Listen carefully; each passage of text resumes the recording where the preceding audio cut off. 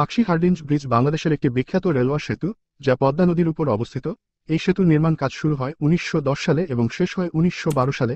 1915 সালের 4 মার্চ সেতুটি আনুষ্ঠানিকভাবে উদ্বোধন করা হয়। সেতুটির নামকরণ করা হয়েছিল তৎকালীন ভারতের ভাইসরয় লর্ড হার্ডিঞ্জের নামে।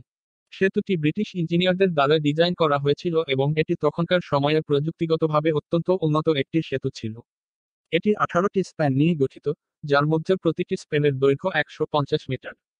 হার্ডিঞ্জ ব্রিজ বাংলাদেশের রেলওয়ে যোগাযোগে অত্যন্ত গুরুত্বপূর্ণ ভূমিকা পালন করে।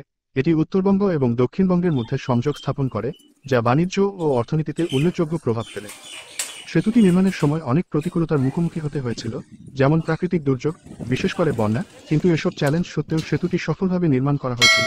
বর্তমানে হার্ডিঞ্জ ব্রিজ রেলওয়ের একটি গুরুত্বপূর্ণ স্থাপনা হিসেবে ব্যবহৃত হচ্ছে এবং এটি নিয়মিত রক্ষণাবেক্ষণ করা হয়। হার্ডিঞ্জ ব্রিজ বাংলাদেশের ইতিহাসে একটি গুরুত্বপূর্ণ স্থাপত্য নিদর্শন। রূপপুর পারমাণবিক বিদ্যুৎ কেন্দ্র বাংলাদেশের প্রথম এবং একমাত্র পারমাণবিক বিদ্যুৎ কেন্দ্র। এটি পাবনা জেলার ঈশ্বরদী উপজেলার রূপপুর গ্রামে অবস্থিত। রূপপুর পারমাণবিক বিদ্যুৎ কেন্দ্র নির্মাণের ধারণা প্রথম আসে 1961 সালে, যখন পাকিস্তান সরকার রূপপুরে একটি পারমাণবিক বিদ্যুৎ কেন্দ্র স্থাপনের পরিকল্পনা করেছিল।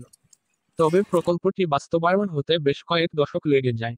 প্রকল্পের কাজ আনুষ্ঠানিকভাবে শুরু হয় 2013 সালে, যখন বাংলাদেশ সরকার এবং রাশিয়ার মধ্যে একটি চুক্তি স্বাক্ষরিত হয়। 2017 সালে কেন্দ্রটির মূল নির্মাণ কাজ শুরু হয়। রূপপুর পারমাণবিক বিদ্যুৎ কেন্দ্রটি রাশিয়ার VVER-1200 প্রযুক্তির উপর ভিত্তি করে তৈরি করা হয়েছে, যা সর্বাধুনিক প্রযুক্তি ও নিরাপত্তা ব্যবস্থা সমন্বিত। কেন্দ্রটির 2টি ইউনিট রয়েছে, প্রতিটির ক্ষমতা 1200 মেগাওয়াট। প্রকল্পটি বাস্তবায়নের জন্য রাশিয়ার রাষ্ট্রায়ত্ত কোম্পানি রোসাটম দায়িত্ব পালন করছে। রাশিয়া প্রকল্পের প্রযুক্তি, নির্মাণ এবং ফিন্যান্সিং সরবরাহ করছে। বিদ্যুৎ উৎপাদনের পাশাপাশি এটি বাংলাদেশ জ্বালানি নিরাপত্তা নিশ্চিত করতে এবং বিদ্যুতের চাহিদা মেটাতে সহায়তা করবে। এই বিদ্যুৎ কেন্দ্রটি বাংলাদেশের বিদ্যুৎ সরবরাহে উল্লেখযোগ্য প্রভাব ফেলবে এবং এটি দেশের অর্থনৈতিক ও শিল্প খাতে উন্নয়ন ঘটাবে। কেন্দ্রটির প্রথম ইউনিট 2023 সালে এবং দ্বিতীয় ইউনিট 2024 সালে চালু হওয়ার কথা ছিল। তবে প্রকল্পের অগ্রগতি ও সমাপ্তির তারিখ সময়মতো বাস্তবায়নের উপর নির্ভর করবে।